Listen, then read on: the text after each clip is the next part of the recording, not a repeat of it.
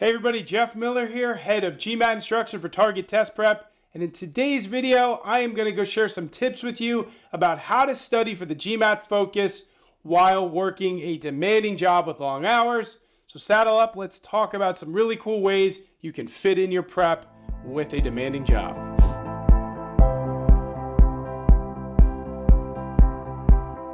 Tip number one, commit to your prep and be proactive. So what does that actually mean? Well, we know you have a lot going on, professional responsibilities, family responsibilities, etc. So you're going to have to find GMAT prep a home within your daily routine.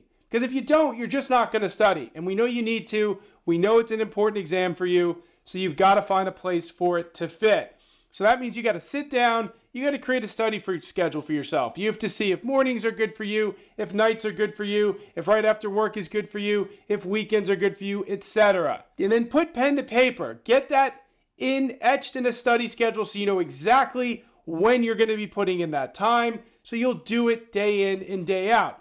That's being proactive. That's making GMAT prep a big part of your life. And if you can do that, it doesn't matter the job you have. It doesn't matter the hours. Because you know at a certain time, on a certain day, you will be studying because it's in your schedule and you are going to follow that schedule to a T until you're done with your GMAT prep.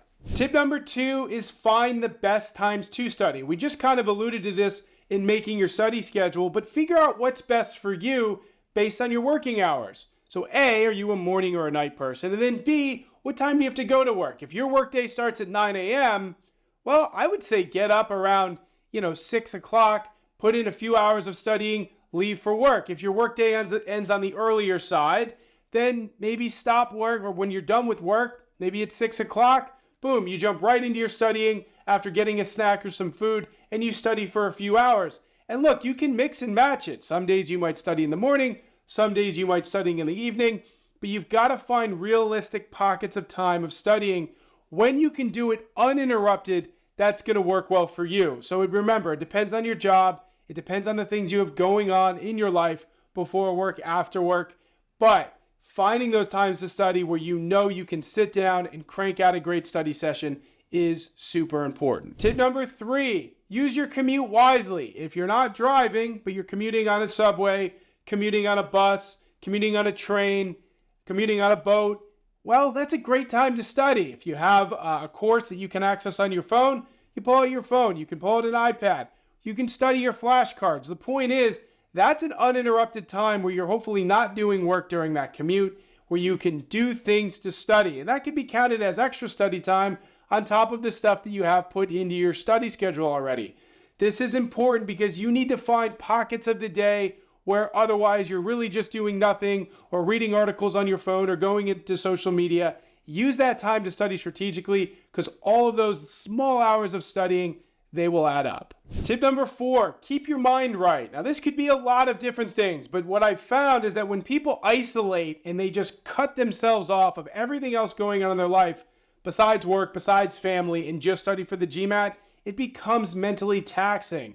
So if you're someone who does something social or something physical to help your mind mentally and physically, don't give those up. Now I get it. If you're someone who goes to the gym 5 days a week, maybe cut that down to, say, 3 days a week instead of 5.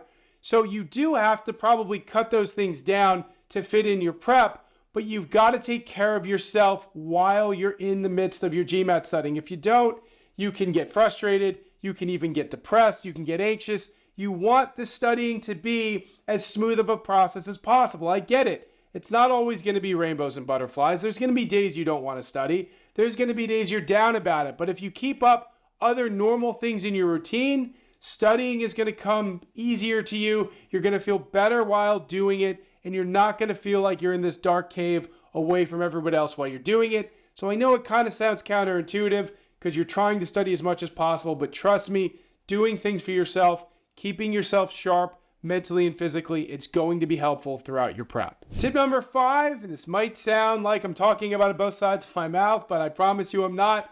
You've got to cut out the unnecessary stuff. So we just talked about the things you should keep in your life with some regularity, but how about the happy hours after work, going to dinner with friends on the weekends, things like that? You're probably going to have to pick and choose your spots of when to do those fun things. And remember, GMAT prep will end at some point. It's not going to consume your life forever. And when it does, you'll forget that it ever happened. You'll go back to those regular fun things that you were doing.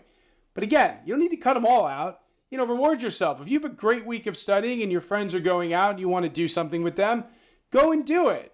Just be careful and responsible, understanding that you're probably going to be studying the next day. My point is, GMAT studying takes up a lot of time. I tell people to average about 18 hours per week. It's 2 hours every weekday, 4 hours every weekend day. That's a lot of time. So if you keep up your normal routine with everything you do, you're not going to have time to study for the GMAT.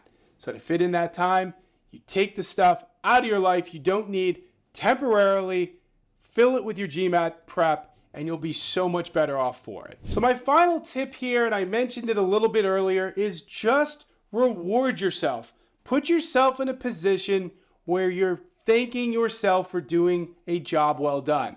So if you put in 5 straight days of studying and you crush it, 2 hours a day, 7 days of studying and you crush it, set goals for yourself. When I hit this goal marker, I'm going to do X. I'm going to take a day off. I'm going to go to brunch. I'm going to do something with my friends. I'm going to go on a day trip. Whatever it is, you want to put these little rewards in for yourself, because trust me, it's going to make you feel better about the process, and it's going to be like these mini wins. Because the end goal is, hey, I want a great GMAT score. But in between that, there's a lot that happens. So if you can put in 7 days of great studying, you want that to pay off, and you want to feel good about it. So you reward yourself, you do things, and then you get back after it.